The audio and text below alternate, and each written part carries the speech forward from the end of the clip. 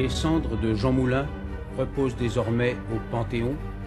Décembre 1964, 20 ans après la guerre. Jean Moulin a rendez-vous avec l'histoire. Le chef de la résistance entre au Panthéon. La nation découvre alors l'engagement d'un homme pour son pays, son supplice, entre les mains du chef de la Gestapo de Lyon. Depuis l'arrestation de Jean Moulin en 1943, le parcours du résistant et celui de Klaus Barbie sont remarquablement parallèles dans l'oubli et la lumière de l'histoire.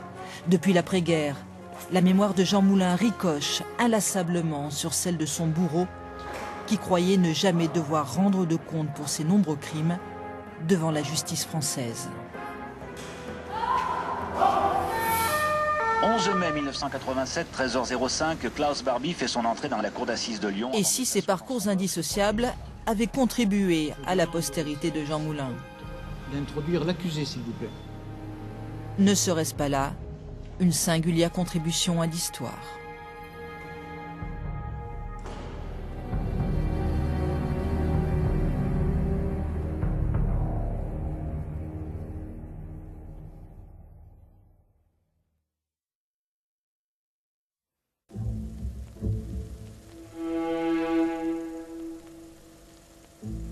La scène se met en place le 11 novembre 1942.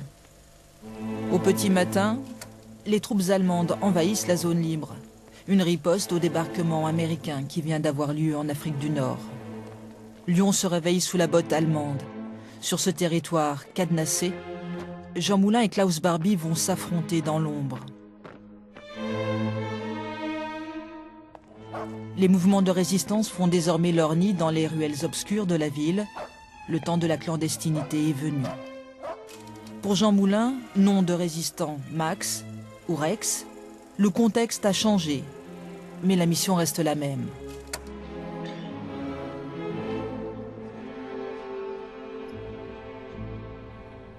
Daniel Cordier l'a rencontré quelques mois plus tôt dans ce restaurant du centre de Lyon, le Garret.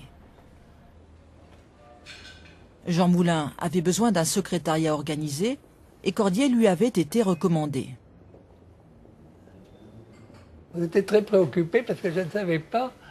Et je me dis, mais quel grade a-t-il? C'est le patron, que je mets au garde à vous et tout ça. J'étais préoccupé de ça pendant qu'il me parlait. Et il me dit, si vous êtes libre ce soir,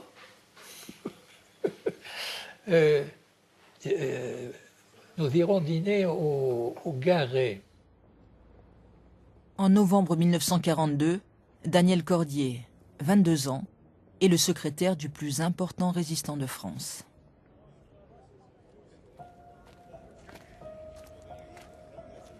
Leurs rendez-vous ont lieu au parc de la Tête d'Or, en plein cœur de la ville. Un endroit parfait pour échanger des instructions vitales.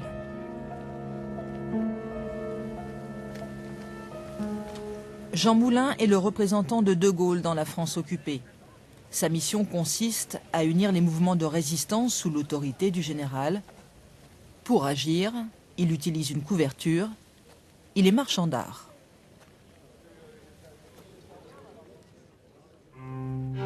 Mais dans la vie, c'est un ancien préfet de la République. Il a 40 ans. Moulin était un responsable politique et qui connaissait très très bien tout le personnel politique de la Troisième République, qui avait des amis, qui avait tout. Bon, c'était un républicain et donc le général de Gaulle, ce que l'on savait de lui était très inquiétant. Oui, il y avait une armée, mais c'était quoi cette armée? On ne savait pas en France. Ouais, je vous parle de 1941. Et donc, la première question, quand il a vu le général de Gaulle, c'est que est-ce que vous rétablirez la République? L'homme qui tient le destin de la résistance intérieure entre ses mains est donc un haut fonctionnaire à l'âme patriote, ainsi qu'en témoignent ces images sonores uniques. Jean Moulin accueillait alors au Bourget une pionnière de l'aviation. Maryse Bastier. Je félicite en vous l'aviatrice et je félicite aussi la charmante ambassadrice qui a su porter au-delà des mers le vrai visage de la France, souriante et pacifique. Maryse, permettez-moi de vous donner l'accolade.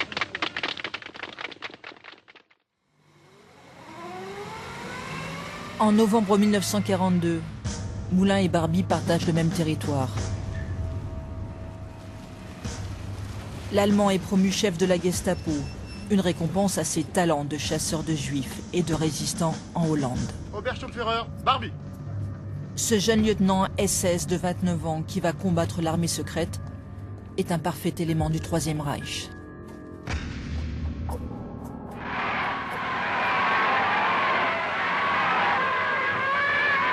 Der Führer spricht zu seiner Jugend. In unseren Augen muss der deutsche Junge... En 1935, l'année où Hitler prononce ce discours, Barbie entame une carrière fulgurante. Il est repéré par les services de renseignement du parti nazi. Il entre à la grande école de formation des SS. Barbie s'est forgé des convictions qu'il n'a jamais reniées par la suite. Son dossier conservé aux archives à Berlin recense quelques rares documents, 2 photos d'identité et ce certificat d'aptitude élogieux fourni par l'école des SS. Barbie est une personne intègre. C'est un travailleur qualifié, il est irréprochable et dispose des capacités à devenir l'un des meilleurs agents du service de sécurité.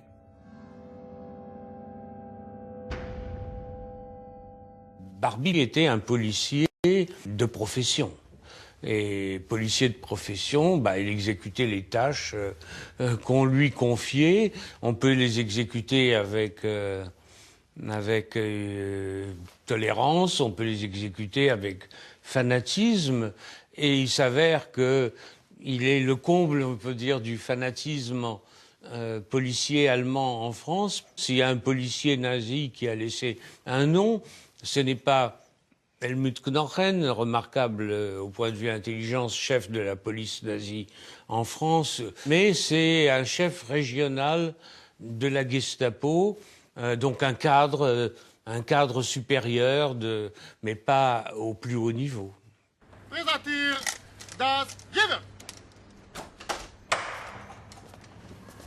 Les données sont celles-ci.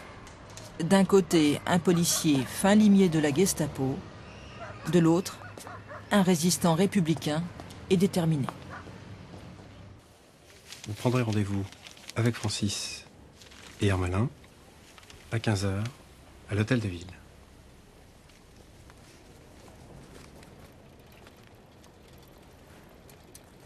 Jean Moulin doit faire preuve de stratège, car il a déjà eu affaire à l'occupant. C'était en 1940. Il était alors préfet, en zone nord occupée. Et il connaît parfaitement les pratiques de la Gestapo. Il indiquait, si les Allemands, ils sont capables de tout, me faisaient dire quelque chose de contraire à l'honneur, vous savez déjà que ce n'est pas vrai. Or, Moulin, rappelons-le, tente, après avoir été tabassé, tente de se suicider en se tranchant la gorge pour ne pas avoir à céder un document infamant accusant à tort les troupes sénégalaises de l'armée française de massacres sur les populations civiles. Pour donner le change à ses proches, il se laisse photographier en compagnie du général allemand qui occupe sa préfecture. Mais désormais, il porte autour du cou un foulard qui masque ses blessures. Le gouvernement de Vichy sanctionne son refus d'obéir à l'occupant et le révoque. Ce télégramme d'interdiction de sortie du territoire circule dans toutes les préfectures. Jean Moulin, l'ancien préfet, est surveillé par Vichy. Max est traqué par la Gestapo.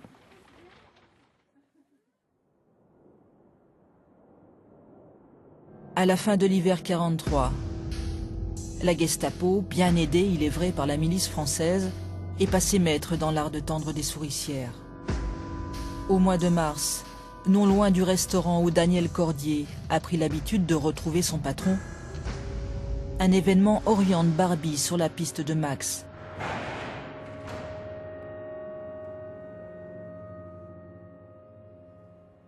Sur ordre de Jean Moulin, Daniel Cordier doit retrouver des résistants pour une importante livraison. Je leur apporte 1 million, ce qui était quand même une somme assez considérable. Je leur apporte des tampons de faux papiers et des fausses cartes d'identité, des choses comme ça. Et j'avais mis tout ça dans mon imperméable et j'étais absolument... Le rendez-vous a lieu dans un appartement au dernier étage de l'immeuble, mais la Gestapo est déjà sur place. On a pris toutes les archives et ils ont arrêté, et l'état-major, ils ont été une douzaine de personnes. Ils ont trouvé toute l'histoire de l'armée secrète et tout ça. Et ils ont fait un organigramme et je suis au centre.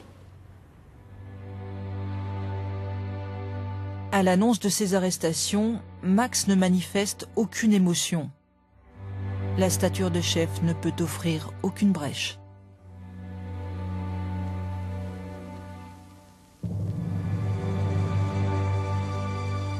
Ces émotions, Jean Moulin les réserve à ses proches, sur sa terre de Provence. Quelques rares fois durant cette période, il s'y rendra, parvenant à lâcher ses obligations à Lyon. Il se repose alors dans la famille de sa jeune cousine Suzanne.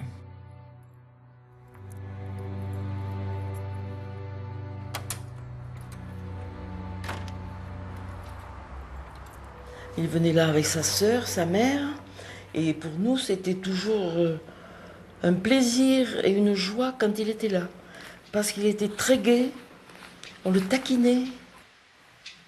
J'entends encore son rire, il avait une espèce de rire cristallin en cascade, et je l'entends encore. Maman lui disait, tu nous parles de Gaulle qui est à Londres, mais tu me dis que ça s'organise en France aussi. Comment faites-vous?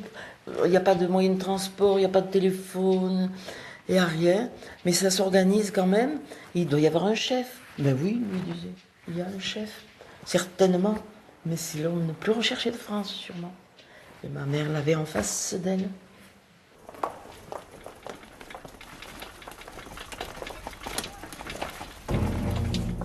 Tire. Votre nom?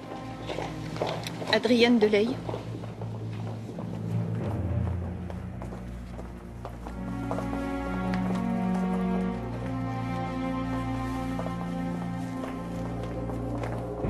Les consignes en cas d'arrestation, c'est vis-à-vis de la Gestapo, il faut essayer de tenir, en disant n'importe quoi, 48 heures ou 24 heures.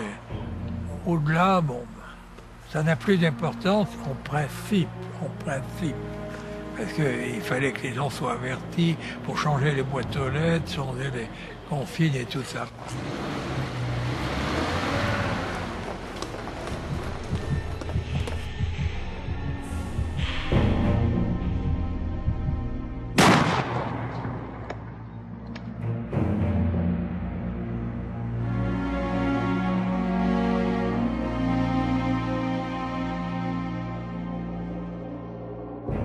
C'est un homme brutal.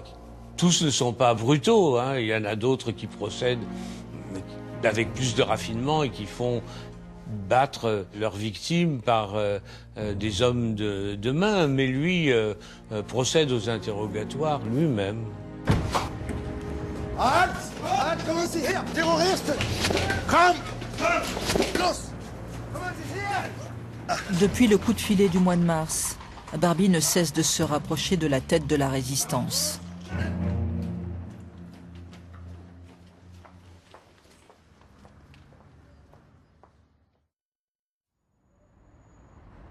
Jean Moulin en est conscient. Il sait que le temps presse. C'était au deuxième. C'est celle-là, là. Il voulait que personne ne connaisse son adresse. Ah, c'était quelqu'un de très content.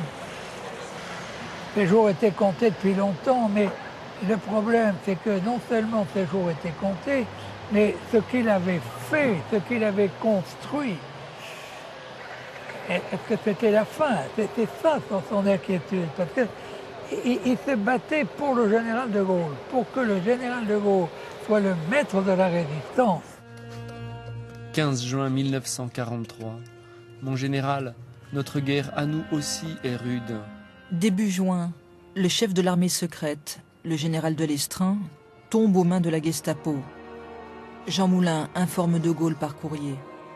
Il relate son autorité contestée par les chefs de réseau de résistance, les coups bas dont il est l'objet, les arrestations, nombreuses.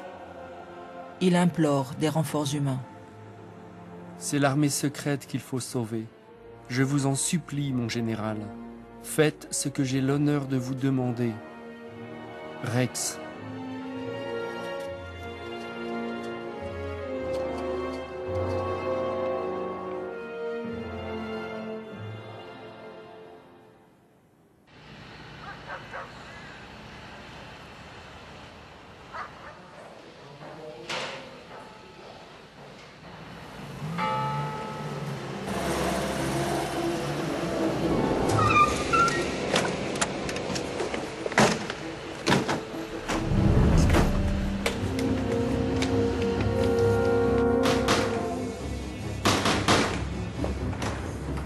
Police allemande! Tenez ici une réunion secrète interdite.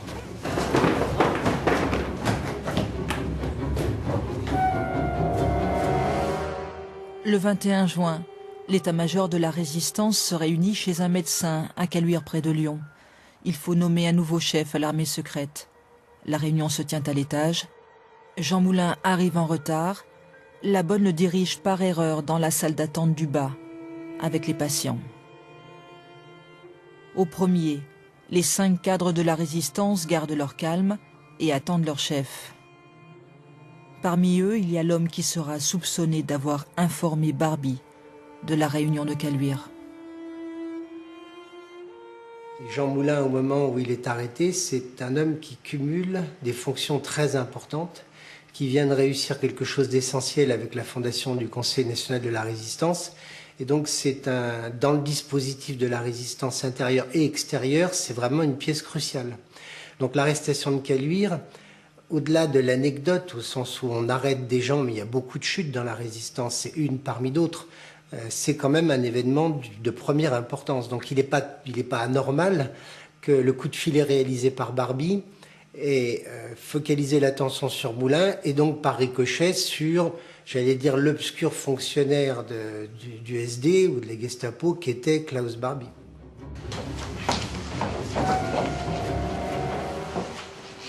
Je m'appelle Jacques Martel.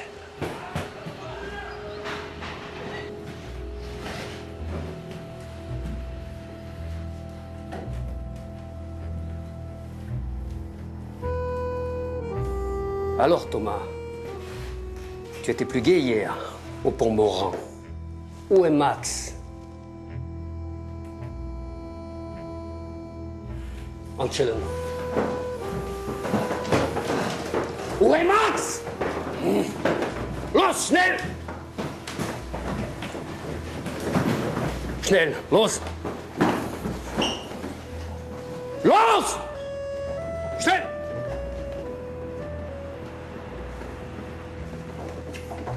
Barbie arrête tout le monde. Mais il ignore encore qu'il tient Jean Moulin.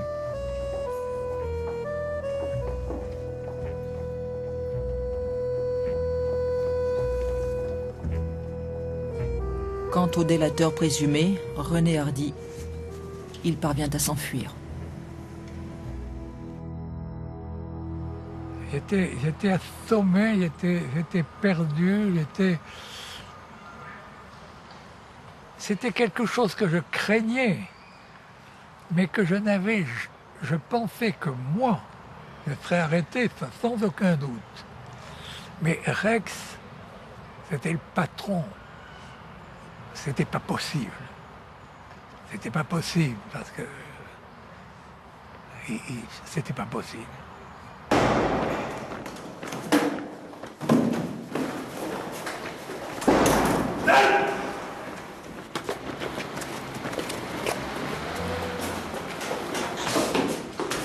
Jean Moulin, là.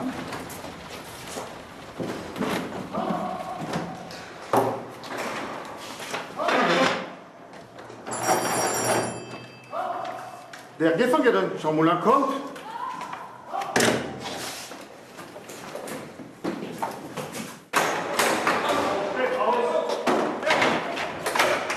Deux jours après l'arrestation de Caluire, Klaus Barbie découvre l'identité de Jean Moulin. Un des résistants arrêtés a parlé sous la torture.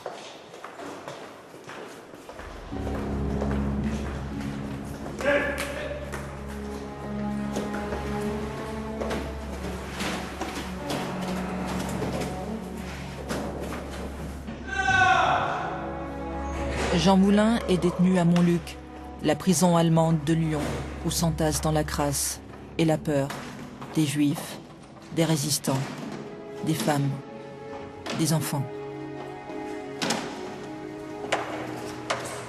Le martyre de Jean Moulin va marquer le cours de l'histoire et nourrir la mémoire, comme une plaie qui ne cicatrisera jamais.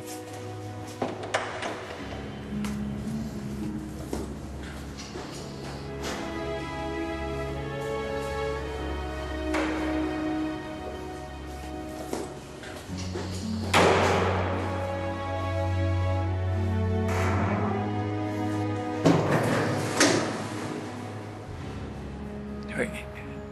C'est le moment le plus cruel de ma vie. J'ai eu une réaction d'enfant. Il faut aller à Lyon, je vais partir à Lyon, puis je vais le délivrer. Enfin bon. Non mais c'est n'importe quoi. J'étais à Paris, je ne savais rien. Je ne savais rien de la Gestapo. Je ne savais rien de Barbie, je connaissais son nom. Et avec qui et comment, etc. Bon. Alors évidemment, de la part des résistants, personne. Personne. Parce que là, il faut dire quand même la vérité. La disparition de Moulin, c'était la liberté de la résistance. Il faut le dire.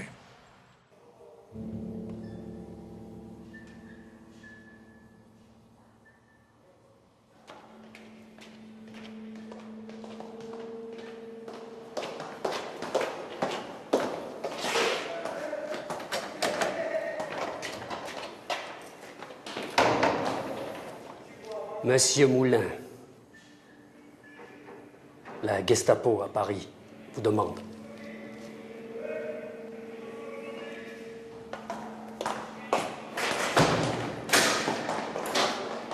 Barbie a une bonne réputation, mais quand même, à Paris, Bömelburg, chef de la Gestapo à l'échelon national, note qu'il a torturé à mort Jean Moulin, qui aurait pu, s'il avait été interrogé d'une autre façon, dans la tête de Bömelburg, donner beaucoup de renseignements, et il le lui reproche.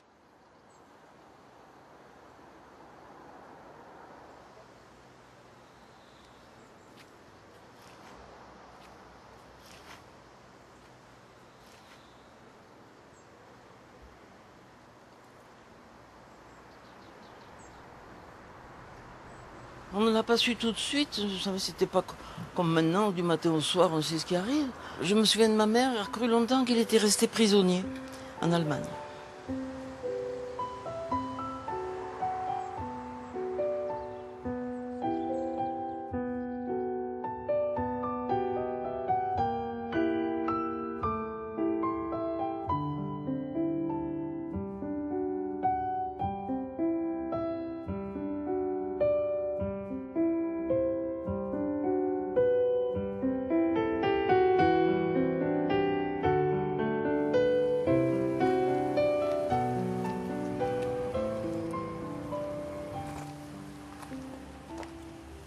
Daniel Cordier poursuivra sa mission à Paris sous une autre autorité.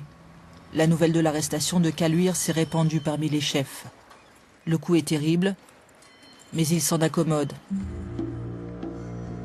Le Conseil national de la résistance a perdu son président, il en nomme un autre. L'urgence devient l'après-guerre. Jean Moulin n'est finalement qu'un nom sur la liste des milliers d'exactions imputées à Barbie. torture, déportation, assassinat de masse. 120 corps seront découverts dans cette fosse près de Lyon.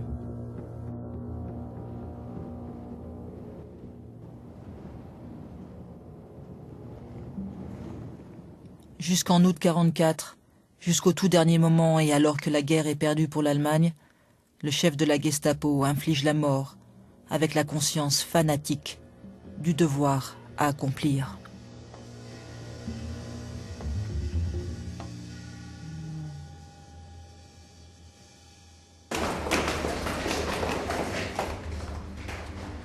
La libération est proche.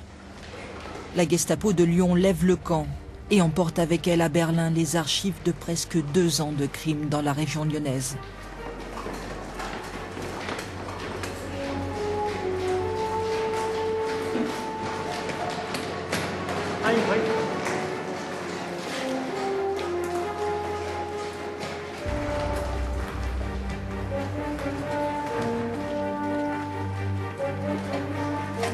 Les dernières nouvelles du maréchal.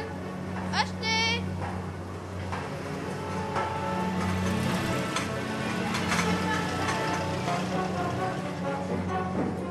Klaus Barbie quitte Lyon et il n'y reviendra pas de sitôt. Dans quelques semaines, il retournera à la vie civile en Allemagne. Un nouveau nom, un nouveau départ et un passé à faire disparaître.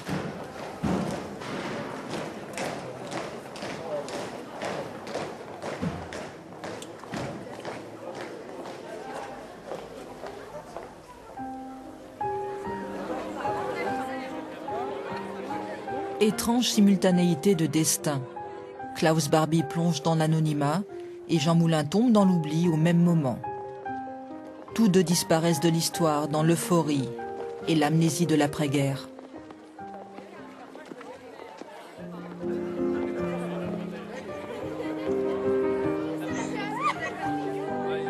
Dans ce pays à reconstruire, qui pense encore à l'ancien chef de la résistance? Même ceux qui ont travaillé à ses côtés préfèrent taire son rôle.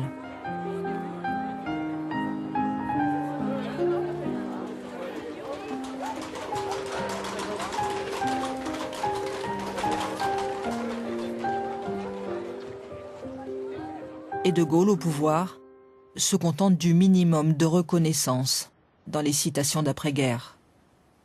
Jean Moulin, dans les années 45, est très difficilement adaptable de groupes majoritaires, mémoriels, que sont les gaullistes et les communistes. Jean Moulin trouble ce jeu, quelque part, trouble ce jeu. Et on voit bien la difficulté d'émergence de Jean Moulin dans la mémoire. Les chefs de la résistance, pour eux, Moulin n'existait pas. Et ceux qui étaient les ministres du général de Gaulle, c'étaient les chefs des mouvements de la résistance. Moulin, ça n'existe pas.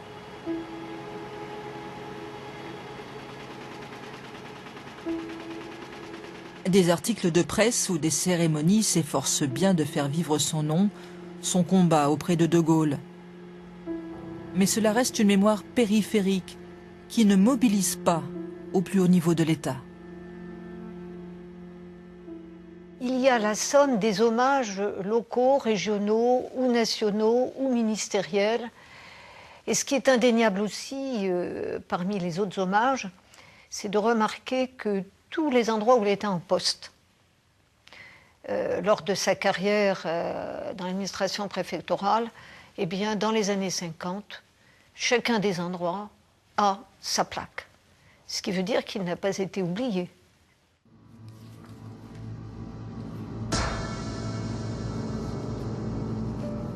C'est un autre événement qui va relancer le nom de Moulin et y associer directement celui de Klaus Barbie.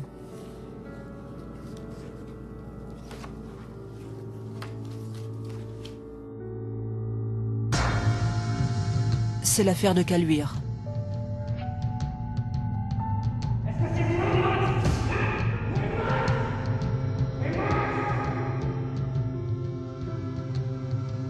« 1950, la France s'apprête à juger l'ancien résistant René Hardy pour trahison.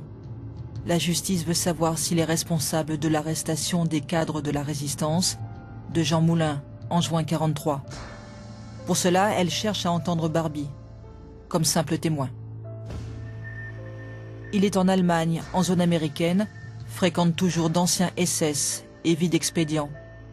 La France réclame son extradition, mais les services de renseignement américains, plutôt que de le livrer, l'utilisent comme agent. Barbie se présente comme un spécialiste des milieux communistes. C'est un homme d'une grande intégrité intellectuelle et personnelle. Il sait garder son sang-froid, il est fermement anticommuniste, c'est un idéaliste nazi. Son nom devient connu des Américains et leur pose un problème à partir du moment où la France le réclame et où ils se rendent compte que c'est un criminel qui est voulu par la France. La France veut son extradition et surtout elle veut l'entendre comme témoin en ce qui concerne l'affaire Jean Moulin. Alors la France dépêche un envoyé spécial, un commissaire, qui l'interroge à Munich et à Francfort dans les locaux de l'armée américaine. L'affaire de Caluire n'a jamais été vraiment close, d'abord parce que vous savez que c'est ce qu'on appelle en quelque sorte une énigme, c'est-à-dire qu'on a des présomptions assez fortes quant à savoir qui a pu donner cette réunion, etc. Mais on n'a pas de certitude, on n'a pas de preuves, la démonstration n'est pas faite, et donc il y a cet aspect d'énigme. Donc évidemment, ça concourt à faire que cette affaire est plus sensible que si elle avait été résolue, claire comme de l'eau de roche. René Hardy est acquitté à 2 reprises au bénéfice du doute. C'est à présent la justice militaire lyonnaise qui réclame Barbie pour ses atrocités commises sur des combattants, des résistants, pour ses assassinats.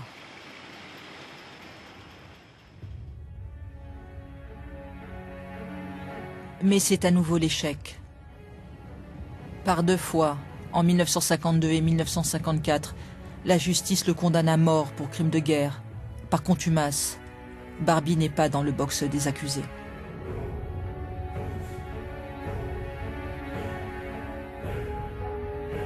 Dans un contexte de guerre froide, les Américains protègent leur agent qui en sait beaucoup sur eux. Ils refusent de le livrer à la France car le Parti communiste y est puissant et ne manquerait pas de lui demander des comptes. Ils préfèrent l'exfiltrer avec toute sa famille vers la Bolivie. Depuis qu'il a quitté Lyon, Barbie est insaisissable. Dans les années 50, seul son nom semble rappeler celui de Jean Moulin. L'État mettra encore bien du temps à sortir de l'amnésie.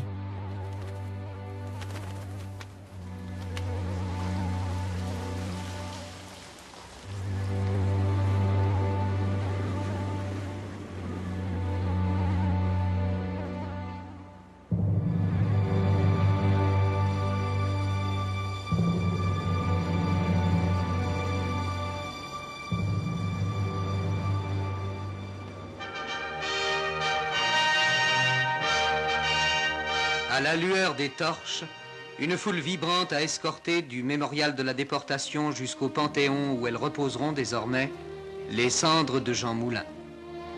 Hommage suprême à celui qui avait reçu pour tâche d'unir les mouvements de la résistance intérieure et qui devait périr dans d'atroces souffrances le 8 juillet 1943. Du jour au lendemain, cet homme qui n'était rien devient tout. C'est la résistance, c'est lui. Ce qui compte le plus pour Jean Moulin, c'est qu'il a été gaulien jusqu'au sacrifice suprême. C'est l'artisan de la légitimation du chef de la France combattante qui a été le général de Gaulle, et c'est cela qui prime.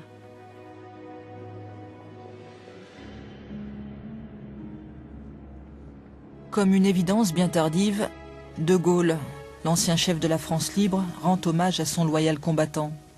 De Gaulle est en fin de mandat. Il est pressé par des groupes de résistants qui font rejaillir la mémoire du passé. Jean Moulin, unificateur de la résistance, apparaît désormais en héros, politiquement partagé. Chef de la résistance, martyrisé dans des caves hideuses, regarde de tes yeux disparus toutes ces femmes noires qui veillent nos compagnons. Elle porte le deuil de la France et le tien. Comme Leclerc entra aux Invalides avec son cortège d'exaltation dans le soleil d'Afrique, entre ici, Jean Moulin, avec ton terrible cortège. Avec ceux qui sont morts dans les caves sans avoir parlé comme toi, et même ce qui est peut-être plus atroce, en ayant parlé. Mais Malraux, c'est Malraux, c'est inimitable, c'est fou. Et ça a installé la résistance dans les souvenirs des Français. Une autre résistance. Pas la résistance de Brossolette, pas la résistance des chefs des mouvements et tout ça, mais cette résistance à la Malraux. C'est-à-dire idéal, irréel, la résistance des martyrs. On passe en effet du héros de la résistance à autre chose. On voit bien qu'on raccroche à Jean Moulin tout plein de choses. C'est à la fois le préfet de la République, le héros de la résistance, le martyr de la déportation. Ce discours tout juste parce que, au fond, il exhume le légendaire de la résistance. Et il montre que ce légendaire est fondé sur de petites choses, en quelque sorte, ou sur des souffrances infinies, mais qui ne sont pas très visibles. Et donc, de ce point de vue-là, il me semble que c'est un discours qui est très profond, qui va très au-delà d'une oraison funèbre classique. C'est le discours de panthéonisation dont on se souvient par excellence, et qui touche y compris les gens qui, à l'époque, n'aiment pas De Gaulle.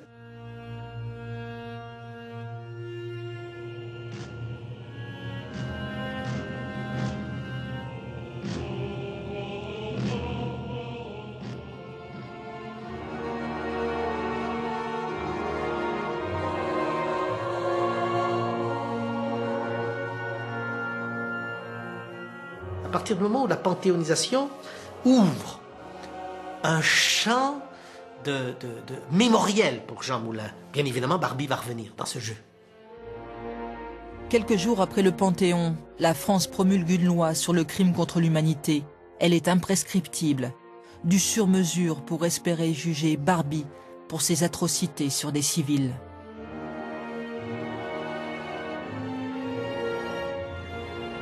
L'ancien chef de la Gestapo est toujours en Bolivie. Il vit sous une fausse identité. En juin 1943... Au journaliste Ladislas de Hoyos qui le retrouve et lui demande s'il connaît Jean Moulin. Voici ce qu'il répond en français. Je ne connais pas Moulin, c'est un vieil. Je ne suis pas un assassin. Je n'ai jamais torturé. Les empreintes digitales que le journaliste recueille sur la photo vont permettre de confondre l'ancien nazi. Il s'agit bien de Klaus Barbie. Quand en 1971, les poches pleines de photos et de documents d'archives, Beat Karsfeld, une jeune Allemande qui consacre sa vie à la chasse aux nazis, découvre Barbie Altman en Bolivie. Serge et Beat Klarsfeld cherchent à le faire revenir en France, au nom de ces innombrables victimes juives.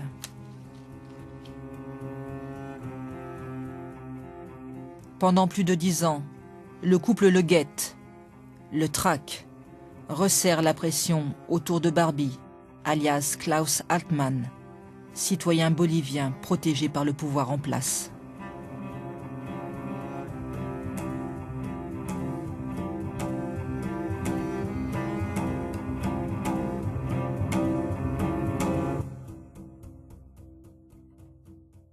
L'opinion publique, elle voulait que Barbie revienne à partir du moment où elle a su que Barbie était Barbie et qu'il y a eu beaucoup d'articles sur ce qu'il avait commis pendant la guerre. Oui, la population voulait que Barbie revienne, à la fois, je dis pour Jean Moulin, et à la fois pour les enfants d'Isieux dont nous avons parlé pour la première fois. Quand Serge Klarsfeld et sa femme se mettent en chasse de Klaus Barbie, il est bien clair que celui qu'il traque, c'est un criminel contre l'humanité. C'est quelqu'un qui a arrêté des enfants, qui les a fait déporter, assassiner, c'est ça dont on parle. Mais évidemment, c'est indissociable du Barbie, chef de la Gestapo à Lyon et tortionnaire de Jean Moulin.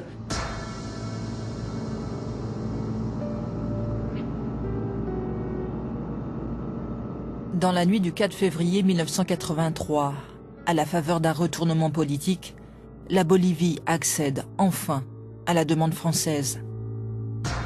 Barbie est expulsé vers Lyon.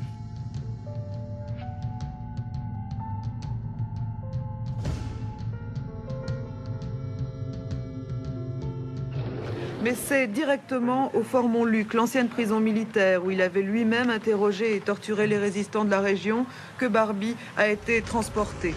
L'incarcération symbolique dans la...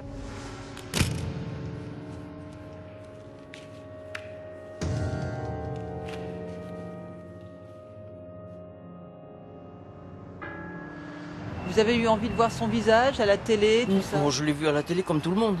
Tous les reportages qu'il y a pu y avoir, mais c'est tout. Et alors, quand vous avez vu son visage?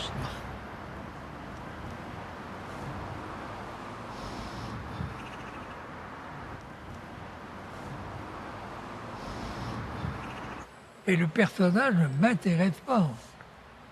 Je dis, j'ai eu la possibilité de le voir, de lui parler et tout, mais ça me fait horreur. Horreur. C'est comment?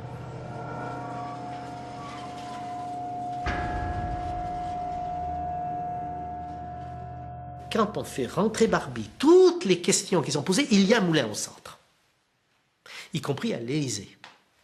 Nous faisons rentrer Barbie parce que c'est quelque part une complémentarité dans les gestes mitterrandiens avec la recréation du 8 mai en septembre 81. Regardez les dates. Donc nous recréons le 8 mai. L'affaire Barbie rentre comme un prolongement de ces politiques-là. Jean Moulin est au centre. C'est-à-dire que c'est des politiques de la résistance.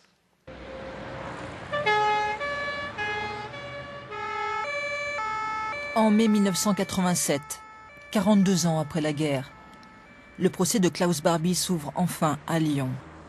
Ce 11 mai, l'histoire prend place dans une cour d'assises. Je demande au service d'ordre d'introduire l'accusé, s'il vous plaît.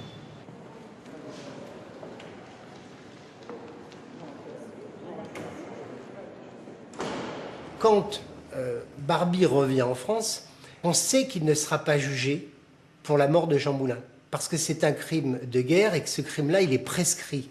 Donc on sait que ça ne peut pas être une charge contre lui. Et donc il sera jugé pour crime contre l'humanité, qui est un crime imprescriptible. Mais, évidemment, ça n'empêche pas du tout qu'on ne cesse de parler de lui comme le tortionnaire de Jean Moulin. Donc, comment vous dire, juridiquement, Moulin ne peut pas être dans le procès qui va avoir lieu. Mémoriellement, il est évidemment dans ce procès.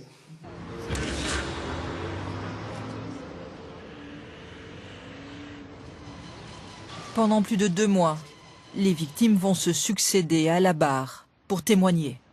Et ce regard-là, voyez-vous, je crois que tout le monde l'aurait reconnu, ce regard.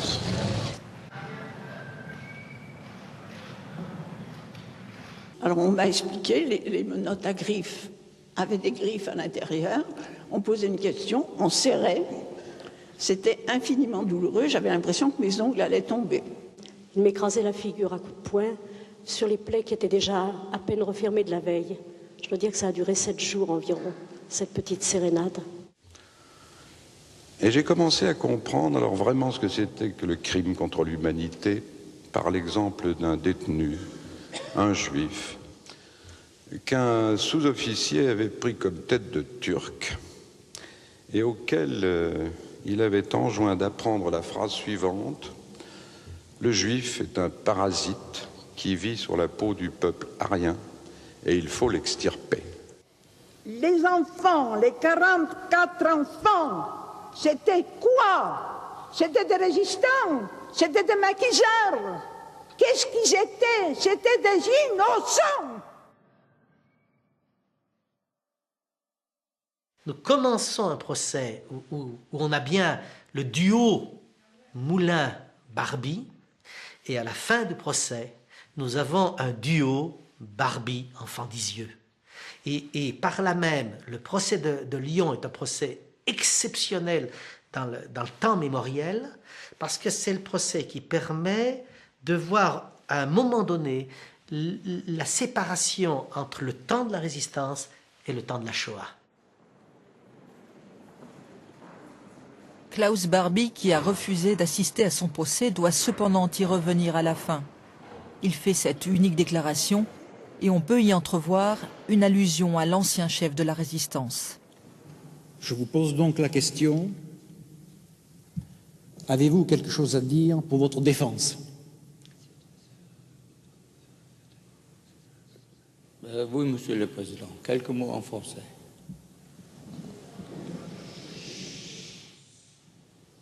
Je n'ai pas commis la rafle des yeux.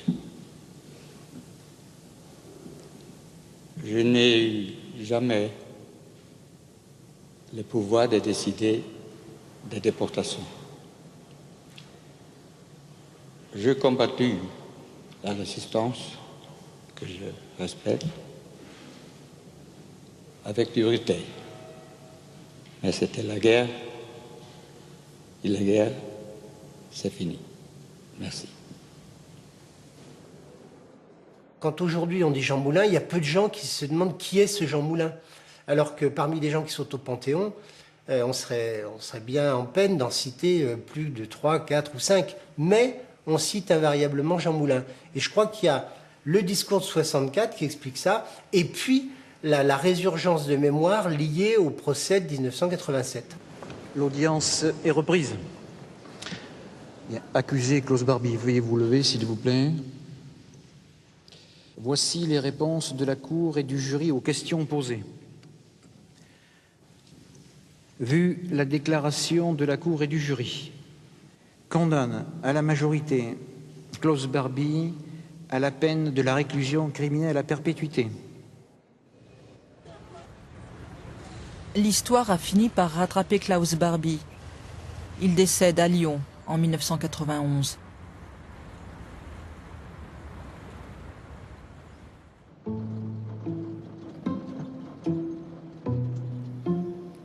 Jean Moulin est devenu un héros de la nation.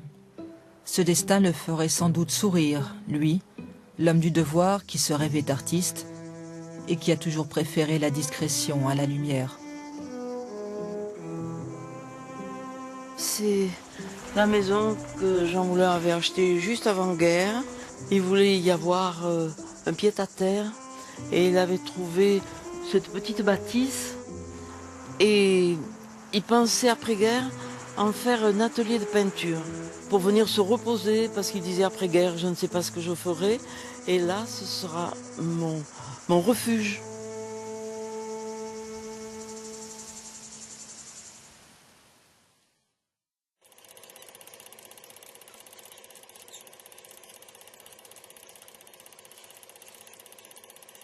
Quand l'histoire traverse des tempêtes, ne pas baisser le regard.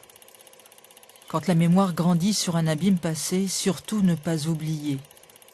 Se souvenir des engagements, des sacrifices des hommes, de la liberté chèrement acquise. Se souvenir.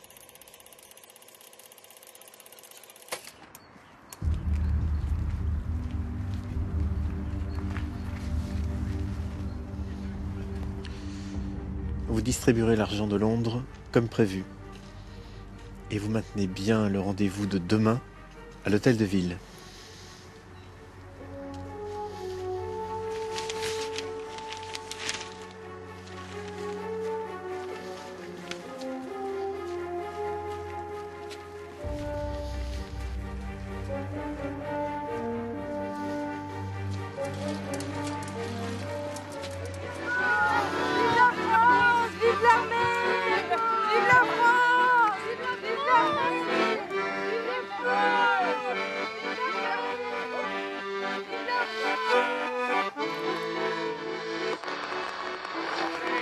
À la radio.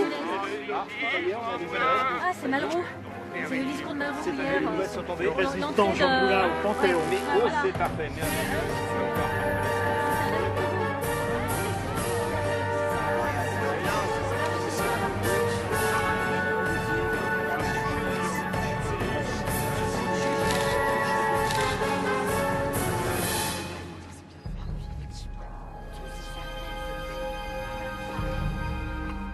Et pour que cette histoire ne se répète jamais, Jean Jean résister.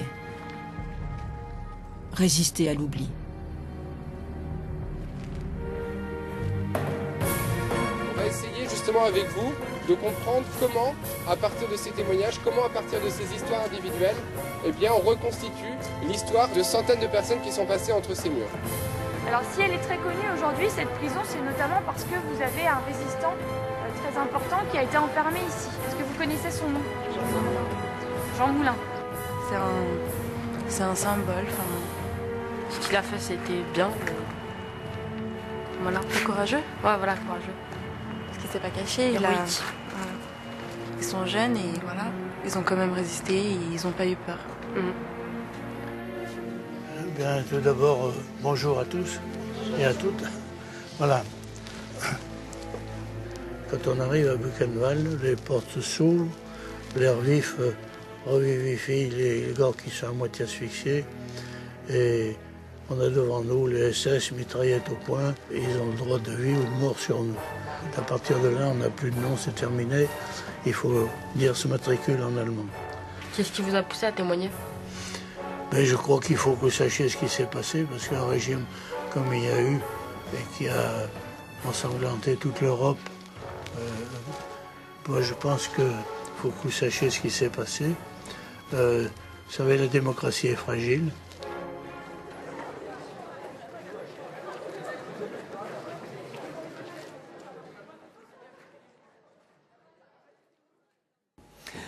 La démocratie est fragile.